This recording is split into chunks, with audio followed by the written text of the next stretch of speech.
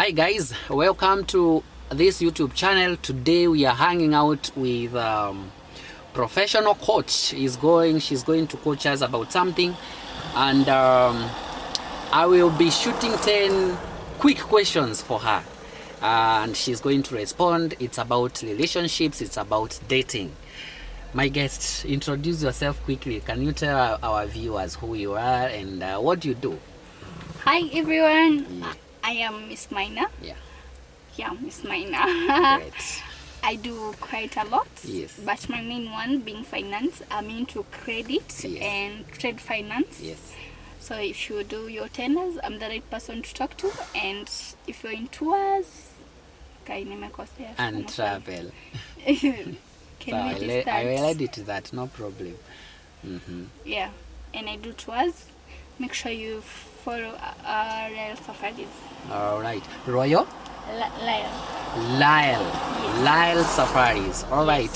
So today I'm asking you some quick 10 questions regarding dating. Miss Maina is, I've known her for some time, and she can actually be of a positive advice to our young generation, to our youth, to couples, and I hope insights are going to be valuable to you as my viewer. First question quickly. What are the common challenges that the people who are dating experience, and how can they overcome that? Common challenges? Yeah. The first common challenge is communication issues. Yes. Every day we are trying to solve a communication problem, and we've not learned how to fully communicate. And sometimes we communicate, and the one we are communicating to is eager to respond rather than comprehend what we are trying to communicate. Yes. So we've not learned how to express ourselves through communication. We also not learned how to do conflict resolution through communication. Yes. So there's some need for young people who are dating to read or to develop themselves personally when it comes to how to communicate, how to handle conflict, so that they can have a more better. Yes, that's dating. the main challenge. And then the second challenge is having superficial standards. All right. We want, mostly for us ladies, we want a self-made man. Yeah.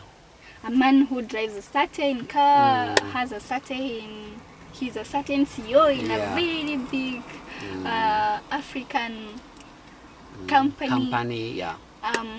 Lives in a certain hood, dresses in a well-polished man. Yeah. So whenever we come across a good man who doesn't have these standards, we dismiss them off because they are not meeting. And on the other side, the men, they want a trophy wife. A wife who looks like a model, looks a certain way. So they are so keen to look at the superficial standard, and they miss out on the main thing, on the most important thing. So that is also a main challenge in our current relationship. Another thing, it's the social media influence. Wow. We're always on social media. We're seeing some models, actresses, the way they address each other on social media, and we think we want to bring the social media fantasies to the real world, which is impossible. The moment you took a camera to record something, that was not real. But what we are seeing on social media, it's how we want to have our relationships.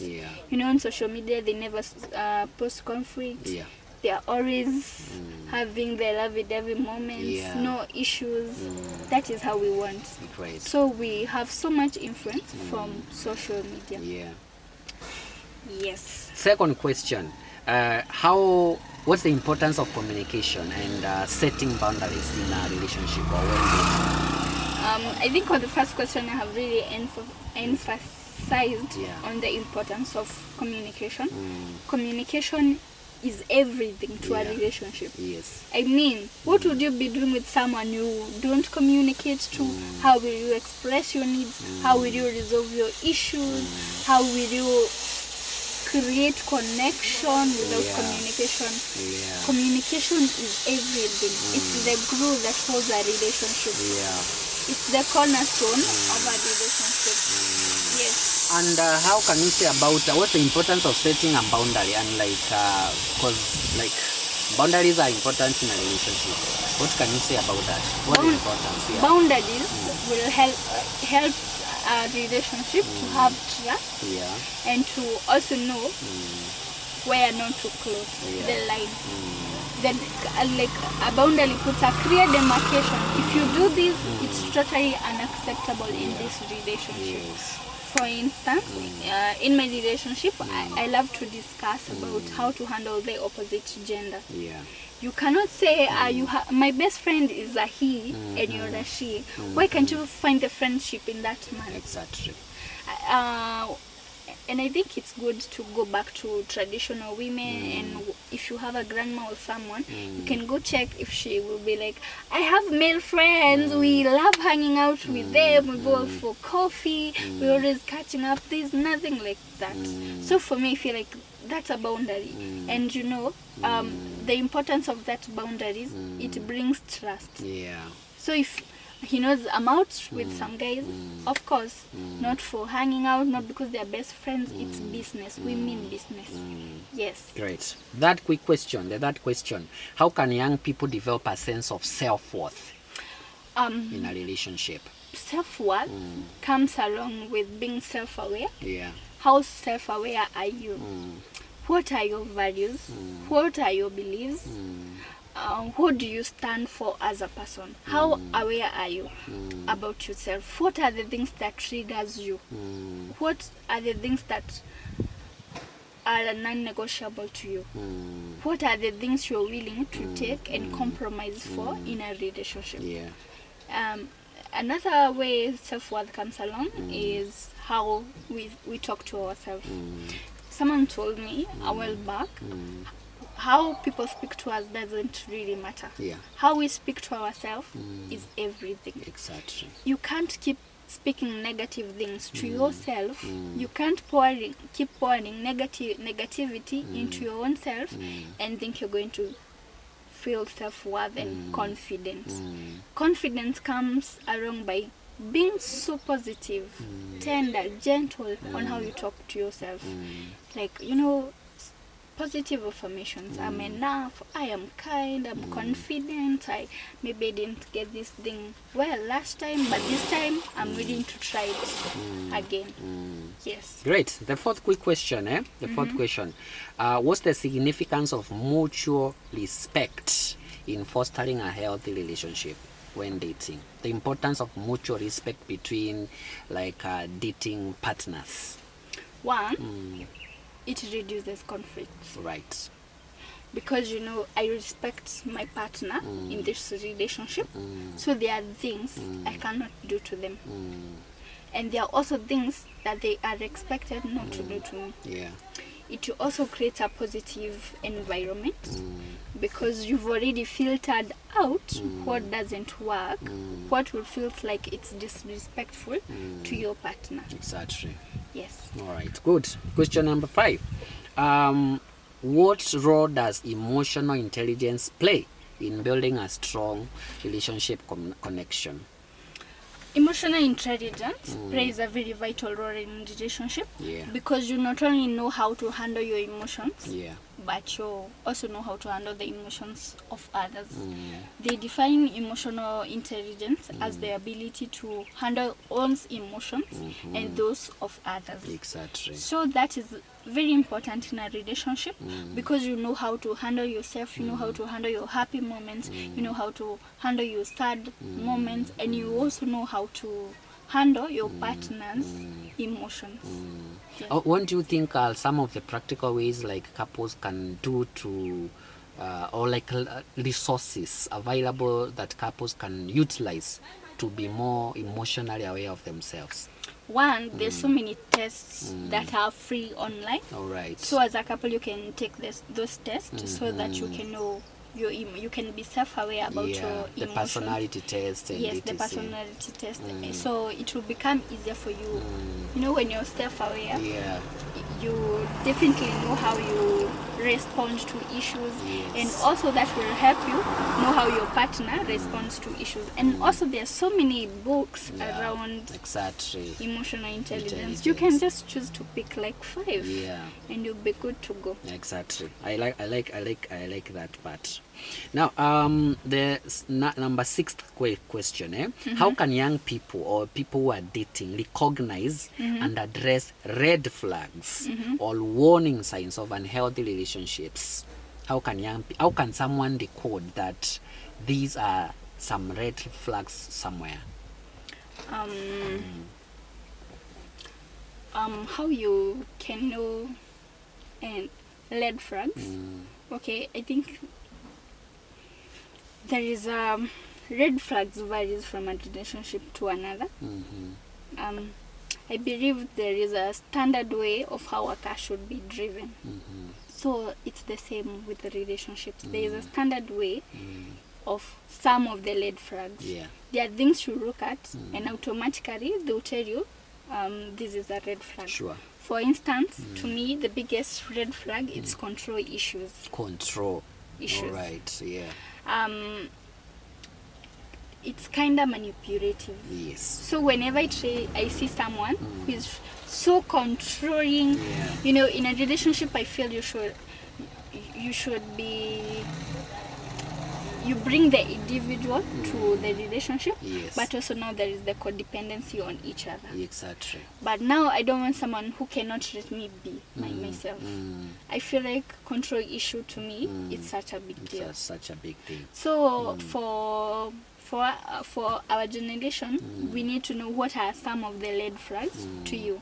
Like, if you find someone who has zero respect, he doesn't respect you, how he talks, how he addresses you, that is another red flag. So you as an individual, you need to put down, and this comes along as self-awareness.